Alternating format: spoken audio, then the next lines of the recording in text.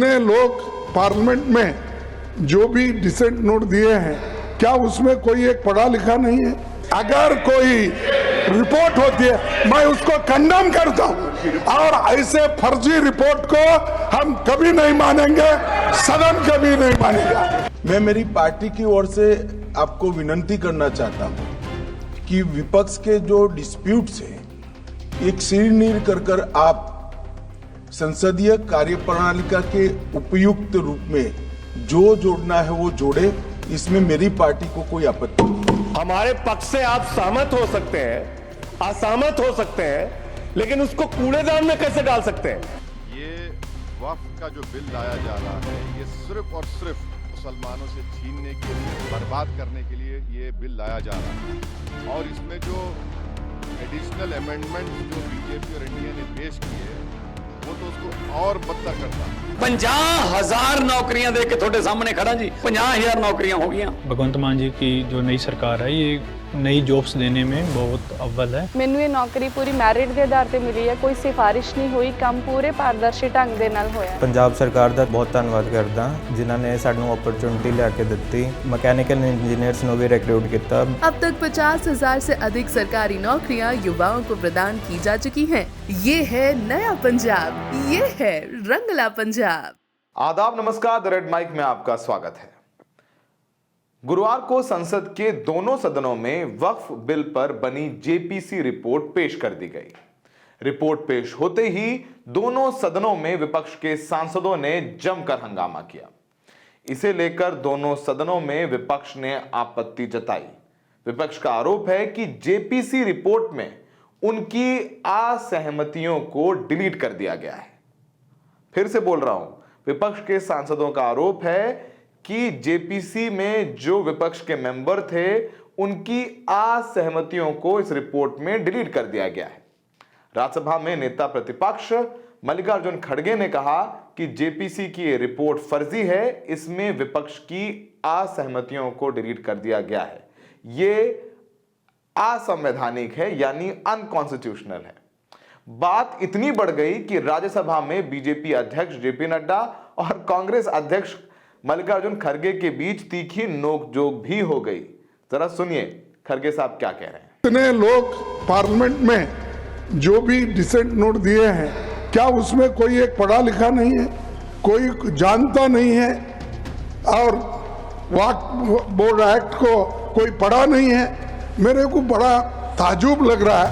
अरे आपको अगर कुछ करना भी है तो आप डिसेंट नोट के व्यूज को प्रिंट करके या अपने रिपोर्ट में डाल के बोलना चाहिए, उसके बजाय उसको डिलीट करके अगर कोई रिपोर्ट होती है मैं उसको कंडेम करता हूं, और ऐसे फर्जी रिपोर्ट को हम कभी नहीं मानेंगे, सदन कभी नहीं मानेगा। और जब प्रोसीजर फॉलो नहीं होती, वो पार्ट ऑफ इस हाउस का विभाग नहीं बन सकता। तो इसीलिए मैं आपसे विनती कर रहा हूं कि उनको डायरेक्शन दीजिए, जो भी रिपोर्ट आई है वो अगर वो रिपोर्ट में डिसेंट व्यूज नहीं है तो उसको वापस भेजिए, निकाल दीजिए, और उसके बाद में फिर एक बार, दो बार और एक बार आप पुनर्विचार करके उस सभी डिसेंट व्यूज को डाल के आप पेश कीजिए, फिर आगे क्या होता हम देख लेंगे। और बात जब बहुत आगे बढ़ गई तो केंद्रीय गृह मंत्री अमित शाह को आकर सफाई देनी पड़ी। केंद्रीय गृह मंत्री अमित शाह ने कहा कि विपक्ष के कुछ सदस्यों ने आपत्ति जताई थी कि उनकी राय को इसमें शामिल नहीं किया गया।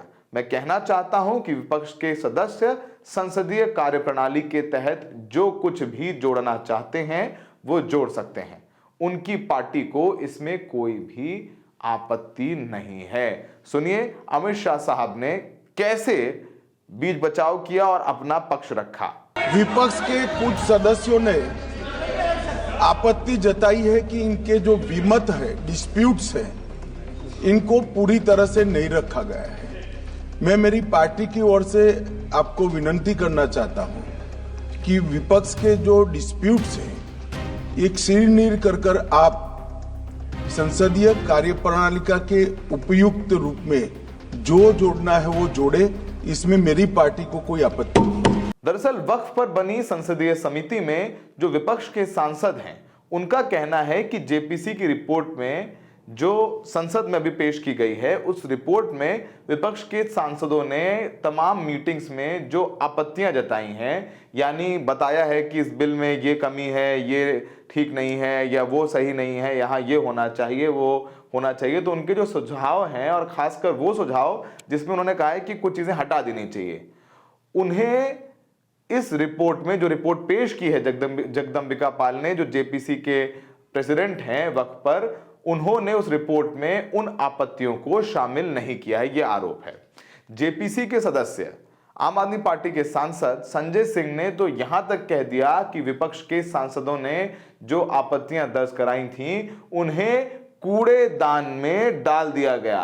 सुनिए संजय सिंह क्या कह रहे हैं। मैं जेपीसी का मेंबर हूं इस पूरी रिपोर्ट में, और सर मैं आपसे बड़ी विनम्रता पूर्वक ये बताना चाहता हूं कि हमने अपना पक्ष रखा। हमारे पक्ष से आप सहमत हो सकते हैं, असहमत हो सकते हैं, लेकिन उसको कूड़ेदान में कैसे डाल सकते हैं? सारे पूरे सर, एक मिनट सर, आप मेंबर्स को तो बोलने दीजिए। विविधता में एकता भारत की विशेषता है सर। अलग अलग धर्म के लोगों को अपनी धार्मिक मान्यताओं के हिसाब से पूजा अर्चना उपासना करने की छूट है। आज आप वक्फ की संपत्तियों को कब्जा कर रहे हैं, कल गुरुद्वारा की करेंगे, फिर मंदिर की करेंगे, फिर चर्च की करेंगे। हिंदुस्तान में धार्मिक स्थलों की कर्नाटक के कांग्रेस के सांसद सैयद नासिर हुसैन ने 2 फरवरी को सोशल मीडिया पर अपना असहमति नोट और फाइनल रिपोर्ट के कुछ पेजेस शेयर किए थे। उन्होंने लिखा था कि वक्फ विधेयक 2024 पर जेपीसी के सदस्य के रूप में मैंने विधेयक का विरोध करते हुए एक असहमति नोट प्रस्तुत किया था। चौंकाने वाली बात यह है कि मेरे असहमति के नोट के कुछ हिस्सों को मेरी जानकारी के बिना एडिट किया गया है। जेपीसी पहले ही तमाशा बनकर रह गई थी, लेकिन अब वो और नीचे गिर गए हैं। आइए आपको बताते हैं कि वो मुख्य बिंदु कौन से हैं जिस पर विपक्ष के सांसदों को आपत्ति है, यानी क्या क्या मुख्य बदलाव किए गए हैं जो पहले वक्फ एक्ट है और जो उसमें अब संशोधन करके नया वक्फ बिल लाया जा रहा है। पॉइंट नंबर 1, पहले अगर वक्फ किसी प्रॉपर्टी पर दावा करता है तो जमीन पर दावा करने वाला सिर्फ वक्फ ट्राइब्यूनल में ही अपील कर सकता है, लेकिन अब नए वक्फ बिल में जमीन पर दावा करने वाला ट्राइब्यूनल के अलावा रेवेन्यू कोर्ट, सिविल कोर्ट या हाई कोर्ट में अपील कर सकेगा। दूसरी, पहले वक्फ ट्राइब्यूनल का फैसला आखिरी फैसला माना जाता था, उसे चुनौती नहीं दी जा सकती थी। अब नए वक्फ बिल में वक्फ ट्राइब्यूनल के फैसले को हाई कोर्ट में चैलेंज किया जा सकता है, यानी उसके खिलाफ हाई कोर्ट में अपील दायर की जा सकती है। पहले किसी जमीन पर मस्जिद हो और उसका या फिर किसी जमीन पर उपयोग इस्लामिक उद्देश्यों के लिए हो रहा हो, जैसे कब्रिस्तान या मदरसा हो, तो वो ऑटोमेटिक वक्फ की संपत्ति हो जाती थी। अब नए वक्फ बिल में जब तक किसी ने वक्फ को दान में जमीन ना दी हो, उस पर भले ही मस्जिद बनी हो, पर वो वक्फ की संपत्ति नहीं माना जाएगा। वक्फ बोर्ड में पहले महिला और बतौर सदस्य अन्य धर्म के लोगों को एंट्री नहीं थी, यानी वक्फ बोर्ड जो होता है उसमें महिलाएं या फिर दूसरे धर्म के लोग यानी हिंदू या सिख नहीं शामिल हो सकते थे, उनकी एंट्री नहीं होती थी। अब नए वक्फ बिल में वक्फ बोर्ड में 2 महिलाओं और अन्य धर्म के 2 सदस्यों को एंट्री देने का प्रावधान कर दिया गया है। इसको लेकर के भी काफी आपत्ति है। यहां तक कह रहे हैं, ओवैसी साहब ने कहा कि अगर वक्फ बोर्ड में एक हिंदू रहेगा तो फिर हमें भी जो हिंदू मंदिर हैं, उनकी समितियां हैं, उसमें मुसलमानों को भी मेंबर बनाए जाएं। तो कई जो इसमें प्रावधान हैं जो किए गए हैं नए बिल में, वो असंवैधानिक है। तो सुनिए कि सांसद असदुद्दीन ओवैसी ने क्या कहा इस रिपोर्ट के बारे में जो आज संसद में पेश की गई।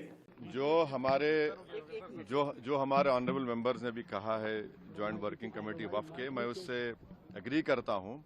एक बात आप समझिए कि ये वक्फ का जो बिल लाया जा रहा है, ये सिर्फ और सिर्फ ना सिर्फ अनकॉन्स्टिट्यूशनल है, fundamental rights article 14, article 15, article 29 का ग्रेव वायलेशन है।